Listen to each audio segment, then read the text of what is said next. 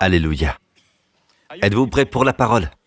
Regardez 2 Corinthiens 4. Il est écrit « Si notre évangile est encore voilé, Il l'est pour ceux qui périssent, pour les incrédules dont le Dieu de ce monde, c'est le diable, a aveuglé l'intelligence, afin qu'ils ne voient pas briller l'éclat que projette l'évangile de la gloire de Christ, qui est l'image de Dieu. » Je l'ai déjà dit et je le répète.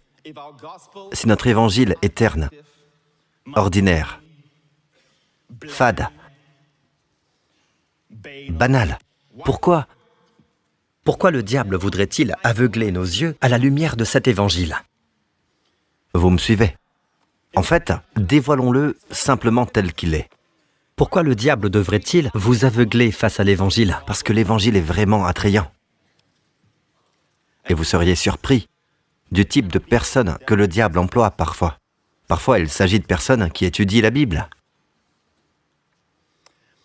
Verset suivant. Nous ne nous prêchons pas nous-mêmes. C'est Jésus-Christ le Seigneur que nous prêchons. Tout véritable serviteur ne se prêche pas lui-même, il prêche Jésus-Christ le Seigneur et nous nous déclarons vos serviteurs à cause de Jésus. En effet, le Dieu qui a ordonné que la lumière brille au sein des ténèbres. Dieu dit qu'il y ait de la lumière et il y eut de la lumière. Il a aussi fait briller sa lumière dans notre cœur pour faire resplendir la connaissance de la gloire de Dieu dans la personne de Jésus-Christ.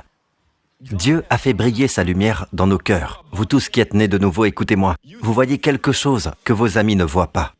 Vous voyez quelque chose que vos collègues ne voient pas. Tout comme dans l'ancien tabernacle. De l'extérieur, ils ne voient qu'une tente brun foncé, grisâtre.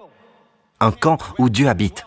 Ils voient simplement un nuage au-dessus. Ils n'y discernent aucune beauté.